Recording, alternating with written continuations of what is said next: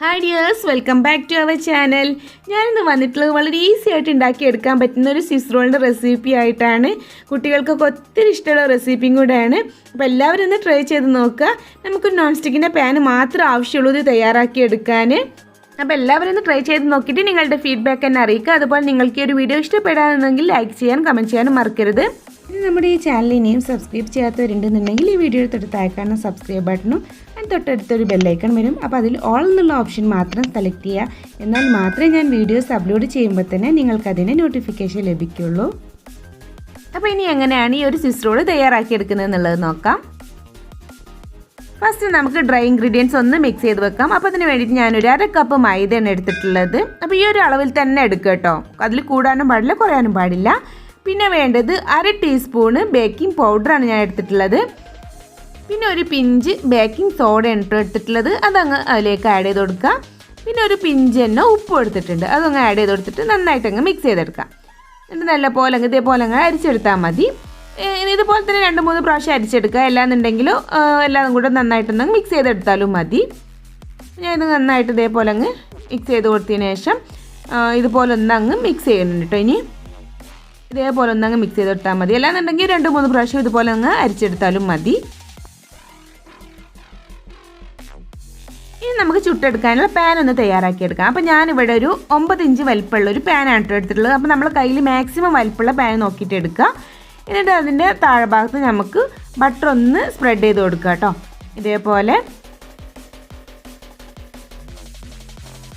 അതിന് മുകളിൽ ഞാൻ റൗണ്ടായിട്ട് കട്ട് ചെയ്തെടുത്തിട്ടുള്ള ഒരു ബട്ടർ പേപ്പർ വെച്ചിട്ടുണ്ട്. ബട്ടർ പേപ്പറിൻ്റെ മുകളിൽ പിന്നെ ബട്ടർ ആഡ് ചെയ്യേണ്ട ആവശ്യമില്ല കേട്ടോ. ഇനി നമ്മൾ അടുത്തതായിട്ട് ചെയ്യണത് ഒരു ബൗളിലോട്ട് ഞാനൊരു 3 കോഴിമുട്ടയാണ് കേട്ടോ അടിച്ചു വയ്ക്കുന്നത്. നമുക്കിതിലേക്ക് ഒരു 3 കോഴിമുട്ടയാണ് ആവശ്യമായിട്ടുള്ളത്. പിന്നെ ഞാൻ പറയുന്ന അതേ അളവിൽ തന്നെ എല്ലാ ഇൻഗ്രീഡിയൻസും എടുക്കുക. നമുക്ക് അധികം അങ്ങ് കട്ടിയാവാനും പാടില്ല, അധികം അങ്ങ് കട്ടിയില്ലാതാവാനും പാടില്ല. ഈ ഒരു അളവിലാവുമ്പോൾ അതിൻ്റെ ഒരു കറക്റ്റാണ്. പിന്നെ മാക്സിമം വലിപ്പമുള്ള പാന് നോക്കിയിട്ട് എടുക്കുക. അങ്ങനെ ആകുമ്പോഴാണ് നമ്മൾ സ്വിസ് റോൾ നല്ല വലിപ്പം ഉണ്ടാവുക. ഇതേപോലെ ഒന്ന് അങ്ങ് ബീറ്റ് ചെയ്തെടുക്കാം. നമുക്ക് നല്ല മുട്ട നന്നായിട്ട് ഫ്ലഫി ആക്കി എടുക്കണം. അതിൻ്റെ കൂടെ തന്നെ ഞാൻ 1/2 കപ്പ് ഷുഗറും കൂടി പൊടിച്ചിട്ടുള്ള ഷുഗറാണ് കേട്ടോ ആഡ് ചെയ്ത് കൊടുത്തിട്ട് അങ്ങ് ബീറ്റ് ചെയ്തെടുക്കുകയാണ് ചെയ്യുന്നത്. ഇനി നമ്മളെ കയ്യിൽ ബീറ്റർ ഇല്ലാന്നുണ്ടെങ്കിൽ മിക്സിയിൽ ഇതുപോലെ അടിച്ചെടുത്താലും മതി കേട്ടോ. അങ്ങനെ ആകുമ്പോൾ നമുക്ക് നല്ല സോഫ്റ്റ് ആയിട്ടുള്ള കേക്ക് തന്നെ കിട്ടും. ഇപ്പോൾ ഇതാ മുട്ട നന്നായിട്ട് അങ്ങ് ബീറ്റ് ചെയ്തെടുത്തിട്ടുണ്ട്. ഇനി നമുക്കിതിലേക്ക് ഒരു 1/2 ടീസ്പൂണ് വാനില എസൻസ് ആണ് കേട്ടോ ആഡ് ചെയ്ത് കൊടുക്കുന്നത്. അതങ്ങ് ആഡ് ചെയ്ത് കൊടുക്കാം. അതും കൂടി ആഡ് ചെയ്തിട്ട് ഒന്നും കൂടി നല്ല പോലെ ഒന്നങ്ങ് ബീറ്റ് ചെയ്തെടുക്കുക. അപ്പോൾ അതാ മുട്ട അതേപോലത്തെ വാനില എസൻസും കൂടെ നന്നായിട്ട് ഇതുപോലെ ബീറ്റ് ചെയ്തെടുത്തിട്ടുണ്ട്. ഇനി നമുക്കിതിലേക്ക് നമ്മൾ ഫസ്റ്റ് മിക്സ് ചെയ്ത് വെച്ചിട്ടുള്ള ഡ്രൈ ഇൻഗ്രീഡിയൻസ് കുറേശ്ശെയായിട്ട് ആഡ് ചെയ്തിട്ട് നന്നായിട്ട് ഫോൾഡ് ചെയ്തെടുക്കുക. കുറേശ്ശെ ആഡ് ചെയ്തിട്ട് ഫോൾഡ് ചെയ്യുക കേട്ടോ.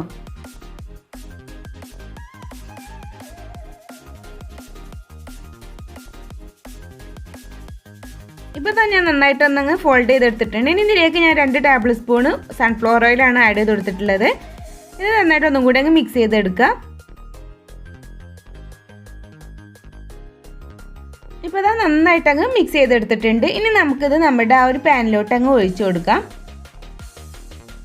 ഈ പാനിലേക്ക് അങ്ങ് ഒഴിച്ചു കൊടുക്കുക. അപ്പോൾ ഞാൻ ഈ ഒരു പറഞ്ഞ അളവിൽ തന്നെ കൃത്യ അളവിൽ എടുക്കുക കേട്ടോ. അപ്പോൾ മാക്സിമം വലിപ്പമുള്ള പാന് നോക്കി എടുക്കുമ്പോഴാണ് നല്ല വലിപ്പത്തിൽ നമുക്ക് സ്ക്വയറായിട്ട് കട്ട് ചെയ്യുമ്പോൾ കിട്ടുക. ഇതിപ്പോൾ ഒരു 9 ഇഞ്ചോളം വന്നിട്ടുള്ളൂ. മാക്സിമം എൻ്റെ കയ്യിലുള്ള പാൻ്റെ വലിപ്പം ഇത്രയേ ഉള്ളൂ. അതുകൊണ്ടാണ് ഞാൻ ഈ ഒരു പാൻ എടുത്തത്. ഇതിലേറെ വലിപ്പമുള്ള പാൻ ഉണ്ടെങ്കിൽ അത് എടുക്കുകയാണ് എപ്പോഴും നന്നാവുക. 2 പ്രാവശ്യം ഒന്ന് ടാപ്പ് ചെയ്ത് കൊടുക്കുക. എയർ ബബിൾസ് ഒക്കെ ഉണ്ടെന്നുണ്ടെങ്കിൽ ഒന്ന് പോകാനും കൂടെ വേണ്ടിയിട്ട്. ഇപ്പോൾ ഞാൻ സ്റ്റൗവിന് മുകളിൽ ഒരു തട്ട് വെച്ചിട്ടുണ്ട് ചൂടാവാനായിട്ട്. അതിന് മുകളിലാണ് കേട്ടോ ഞാൻ ഈ ഒരു പാന് വെക്കുന്നത്. അപ്പോൾ 5 മിനിറ്റ് മുമ്പ് തന്നെ ഞാൻ തട്ട് ചൂടാവാനായിട്ട് വെച്ചിട്ടുണ്ടായിരുന്നു. എന്നിട്ട് നമ്മൾ നന്നായിട്ട് കവർ ചെയ്ത് നിൽക്കുന്ന ഒരു ലിഡ് വെച്ചിട്ട് മൂടി വെക്കാം. ഇത് ഏകദേശം ഒരു 15 മിനിറ്റ് കൊണ്ട് തന്നെ ബേക്കായിട്ട് വരും കേട്ടോ. 15 മിനിറ്റാണ് മാക്സിമം. അപ്പോൾ 15 മിനിറ്റ് കഴിഞ്ഞിട്ട് നമ്മൾ തുറന്ന് നോക്കിയാൽ മതി. അപ്പോഴേക്ക് ബേക്കായിട്ട് വന്നിട്ടുണ്ടാവും. ഇല്ലാന്നുണ്ടെങ്കിൽ ഒന്നും കൂടി മൂടി വെച്ചിട്ടൊന്ന് ബേക്ക് ചെയ്തെടുത്താൽ മതി. മാക്സിമം 15 മിനിറ്റ് ആണ്. അപ്പോൾ ഇനി ഒരു 15 മിനിറ്റ് കഴിഞ്ഞിട്ട് നമുക്ക് നോക്കാം. അപ്പോഴേക്കും നമുക്ക് ജാം ഒന്ന് മിക്സ് ചെയ്തെടുക്കണം. അപ്പോൾ ഞാനിവിടെ എടുത്തിട്ടുള്ളത് മിക്സ്ഡ് ഫ്രൂട്ട് ജാമാണ് കേട്ടോ. നമ്മുടെ കയ്യിൽ ഏതാണുള്ളത് അത് യൂസ് ചെയ്യാം. ഇനി ന്യൂട്രൽ ഉണ്ടെന്നുണ്ടെങ്കിൽ അത് യൂസ് ചെയ്താൽ മതി. നമ്മുടെ ഇഷ്ടത്തിനനുസരിച്ചിട്ട് നമ്മൾ എടുക്കുക കേട്ടോ. ഇതൊന്ന് നന്നായിട്ടൊന്ന് അങ്ങ് മിക്സ് ചെയ്തെടുത്താൽ മതി. അപ്പോഴേക്കും തന്നെ ലൂസായിട്ട് വരും. എന്നുവെച്ചാൽ നമുക്ക് അതിൻ്റെ മുകളിൽ സ്പ്രെഡ് ചെയ്യുന്ന ടൈമിൽ ഒരു സുഖത്തിന് വേണ്ടിയിട്ടാണ് ഇങ്ങനെ നമ്മളൊന്ന് മിക്സ് ചെയ്തെടുക്കുന്നത്. ഇപ്പോൾ ഇതാ ജാം നന്നായിട്ട് അങ്ങ് മിക്സ് ചെയ്തെടുത്തിട്ടുണ്ട്. കണ്ടില്ലേ, നല്ല ലൂസായിട്ട് വന്നിട്ടുണ്ട്. ഇനി നമുക്ക് കേക്ക് എന്തായി എന്നുള്ളത് നോക്കാം. ഇത് 15 മിനിറ്റ് കഴിഞ്ഞു കേട്ടോ. 15 മിനിറ്റ് കഴിഞ്ഞിട്ടുണ്ട്. ശരിക്കും 15 മിനിറ്റിന് മുമ്പ് തന്നെ എടുക്കണമായിരുന്നു.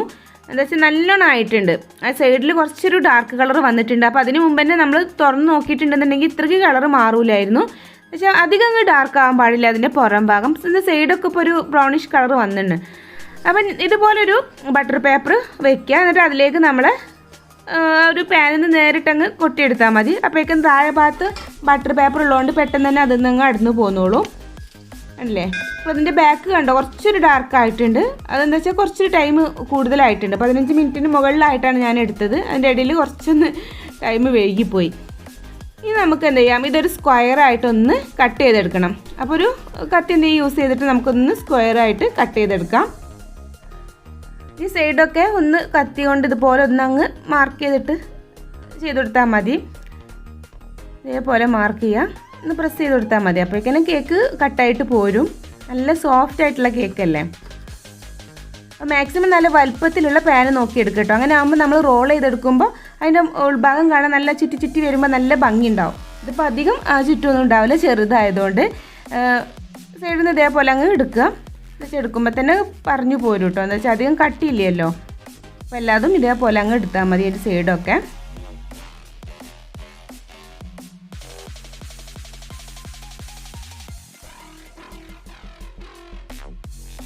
ഇനി പതുക്കൊന്ന് മറിച്ചിട്ടതിന് ശേഷം നമുക്ക് ബട്ടർ പേപ്പർ പതുക്കെ അങ്ങ് എടുത്താൽ മതി കേട്ടോ. പെട്ടെന്ന് തന്നെ അങ്ങ് എടുത്ത് പോകരുത്. ചിലപ്പോൾ അങ്ങനെ ആകുമ്പോൾ കേക്ക് അധികം കട്ടിയില്ലാത്തതുകൊണ്ട് അങ്ങ് ഉടഞ്ഞു പോകാനൊക്കെ ചാൻസ് ഉണ്ട്. അപ്പോൾ പതുക്കെ ഇതുപോലെ അങ്ങ് എടുത്താൽ മതി. എന്നാലും ബട്ടർ പേപ്പറിന്മേലുള്ള ആ ഒരു ഡാർക്കിനനുസരിച്ചിട്ട് നമ്മളെ കേക്ക് കളർ അത്രയ്ക്ക് അങ്ങ് ചേഞ്ച് ആയിട്ടില്ല കേട്ടോ. അപ്പോൾ പതുക്കെ അങ്ങ് എടുക്കുക. ആ ഒരു ചൂടോട് കൂടിയിട്ട് തന്നെ ഇതുപോലെ ചെയ്യുക കേട്ടോ. അപ്പോൾ ഞാൻ മറിച്ചിട്ടിട്ടുണ്ട്. ഇനി നമ്മളെന്ത് ചെയ്യുക, ഈ കേക്ക് ഒന്നങ്ങ് റോൾ ചെയ്തെടുക്കണം. എന്താ വെച്ചാൽ നമുക്ക് ആ ഒരു കേക്കിനൊരു ഫ്ലെക്സിബിലിറ്റി കിട്ടാൻ വേണ്ടിയിട്ട് ഒന്നങ്ങ് റോൾ ചെയ്തെടുക്കുക. ഇതുപോലെ ഒന്നങ്ങ് റോൾ ചെയ്യുക. അങ്ങനെ ആകുമ്പോൾ കേക്കിനും തന്നെ ഒരു ഫ്ലെക്സിബിളായിട്ട് വരും. അപ്പോൾ അതിന് വേണ്ടിയിട്ടാണ്, നമുക്ക് റോൾ ചെയ്യുമ്പോൾ ഒരു ബുദ്ധിമുട്ടൊന്നും ഇല്ലാതിരിക്കാൻ വേണ്ടിയിട്ടാണ് ഇപ്പോൾ നമ്മൾ അങ്ങനെ ചെയ്തെടുത്തിട്ടുള്ളത്. 1-2 പ്രാവശ്യം ഒന്നങ്ങ് ഇതുപോലെ റോൾ ചെയ്തെടുക്കുക. ഇനി നമുക്ക് അതിന് മുകളിൽ ജാം ഒന്ന് സ്പ്രെഡ് ചെയ്ത് കൊടുക്കാം. അപ്പോൾ ജാം ഓവറായിട്ട് അങ്ങ് സ്പ്രെഡ് ചെയ്യണ്ട കേട്ടോ. എന്നുവെച്ചാൽ കുറേശ്ശെ മതി. അധികം അങ്ങ് ആകുമ്പോൾ നമ്മൾ ലാസ്റ്റിൽ കട്ട് ചെയ്യുന്ന ടൈമിൽ അതിൻ്റെ ഉള്ളിൽ നിന്ന് ഇങ്ങനെ തള്ളി തള്ളി പുറത്തേക്ക് വരാൻ ചാൻസ് ഉണ്ടാവും. അപ്പോൾ അങ്ങനെ ആകുമ്പോൾ ഒരു ഭംഗി ഉണ്ടാവില്ലല്ലോ. അപ്പോൾ കുറേശ്ശായിട്ട് ഇങ്ങ് സ്പ്രെഡ് ചെയ്ത് കൊടുക്കുക. ആ ഒരു സൈഡൊക്കെ അങ്ങ് വിട്ടിട്ട് ഇതേപോലെ അങ്ങ് സ്പ്രെഡ് ചെയ്താൽ മതി കേട്ടോ. അപ്പോൾ ഇതാ ഞാൻ ജാം സ്പ്രെഡ് ചെയ്തെടുത്തിട്ടുണ്ട്. അതിന് മുകളിൽ കുറേശ്ശായിട്ട് ഡെസിക്കേറ്റഡ് കോക്കനട്ട് ആണ് കേട്ടോ ഞാൻ ആഡ് ചെയ്ത് കൊടുക്കുന്നത്. നമ്മളെ കയ്യിലുണ്ടെന്നുണ്ടെങ്കിൽ മാത്രം ആഡ് ചെയ്ത് കൊടുത്താൽ മതി, ഒരു നിർബന്ധമില്ല. അതും കൂടി ഉണ്ടാകുമ്പോൾ കുട്ടികൾക്ക് കഴിക്കുമ്പോൾ ഒരു പ്രത്യേക ടേസ്റ്റ് തന്നെ ഉണ്ടാവും. നമ്മൾ പുറത്തുനിന്ന് വാങ്ങിക്കുമ്പോഴൊക്കെ ഉണ്ടാവാറുണ്ടല്ലോ. അപ്പോൾ അതുകൊണ്ട് മാത്രം ഞാൻ ഇട്ട് കൊടുത്തു എന്നുള്ളൂ. പിന്നെ ഡെസിക്കേറ്റഡ് കോക്കനട്ട് എങ്ങനെ ഉണ്ടാക്കുന്നത് എന്നുള്ളൊരു വീഡിയോ ഞാൻ ചെയ്തിട്ടുണ്ട്. അതിൻ്റെ ലിങ്ക് ഞാൻ ഡിസ്ക്രിപ്ഷൻ ബോക്സിൽ കൊടുക്കാം കേട്ടോ. അത് നോക്കിയിട്ട് ചെയ്തെടുത്താൽ മതി. ഇനി നമുക്ക് പതുക്കെ ഒന്നങ്ങ് റോൾ ചെയ്ത് കൊടുക്കാം കേട്ടോ.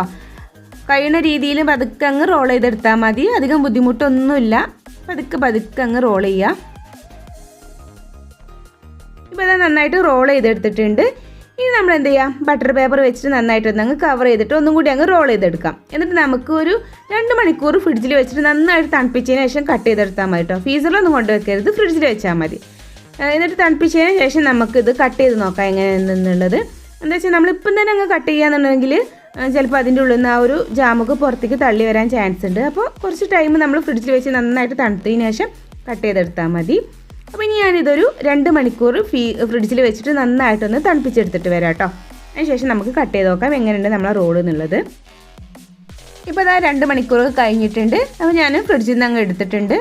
അതിൽ ഏകദേശം സെറ്റായി വന്നിട്ടുണ്ട്. അതിൽ റോള് നന്നായിട്ട് കുറച്ചൊക്കെ ഒരു കട്ടിയിൽ തന്നെ നിൽക്കുന്നുണ്ട്. അല്ലേ, നല്ലപോലെ സെറ്റായിട്ട് വന്നിട്ടുണ്ട്. ഇനി നമുക്ക് എന്ത് ചെയ്യാം, അല്ലേ നല്ല ആ റോള് അതുപോലെ തന്നെ നിൽക്കുന്നുണ്ട് കേട്ടോ. ഇനി നമുക്ക് ഈ ഒരു സൈഡൊന്ന് ഫസ്റ്റ് ഒന്നങ്ങ് കട്ട് ചെയ്ത് എടുക്കാം. ഈ ഒരു സൈഡ് പതുക്കെ അങ്ങ് കട്ട് ചെയ്ത് ഒഴിവാക്കുക. എന്താ വെച്ചാൽ അതൊരു ഭംഗിയില്ലല്ലോ. ഇനി നെക്സ്റ്റ് പീസ് നല്ല പോലെ അങ്ങ് കട്ട് ചെയ്തെടുത്താൽ മതി. അപ്പോൾ ഇതുപോലെ കത്തി അങ്ങോട്ടും ഇങ്ങോട്ടും ആക്കി പതുക്കെ കട്ട് ചെയ്തെടുക്കുക കേട്ടോ. അങ്ങനെ ആകുമ്പോൾ അതിൻ്റെ ഉള്ളിൽ നിന്ന് ജാമ് തള്ളിയിട്ട് പുറത്തേക്കൊന്നും വരില്ല. നമുക്ക് ആ ഒരു നല്ല രീതിയിൽ തന്നെ കട്ടായിട്ട് കിട്ടും. അപ്പോൾ അതാ നമ്മുടെ ടേസ്റ്റി ആയിട്ടുള്ള സ്വിസ് റോൾ റെഡി ആയിട്ടുണ്ട്. എല്ലാവരും ഒന്ന് ട്രൈ ചെയ്ത് നോക്കുക. വളരെ ഈസി അല്ല ഉണ്ടാക്കിയെടുക്കാൻ. അപ്പോൾ ട്രൈ ചെയ്ത് നോക്കിയിട്ട് നിങ്ങളുടെ ഫീഡ്ബാക്ക് തന്നെ അറിയിക്കുക. അപ്പോൾ നമുക്കൊന്ന് എടുത്ത് നോക്കാം എങ്ങനെയുണ്ട് എന്നുള്ളത്. കണ്ടില്ലേ, നല്ല സോഫ്റ്റ് ആയിട്ട് കട്ടായിട്ട് പോയിട്ടുണ്ട്. അപ്പോൾ എല്ലാവരും ഒന്ന് ട്രൈ ചെയ്ത് നോക്കുക കേട്ടോ. അപ്പോൾ ഇനിയും ഇതുപോലുള്ള ന്യൂ വെറൈറ്റി റെസിപ്പീസുമായി വരുന്നവരേക്കും ബായ്, അസ്സലാമു അലൈക്കും.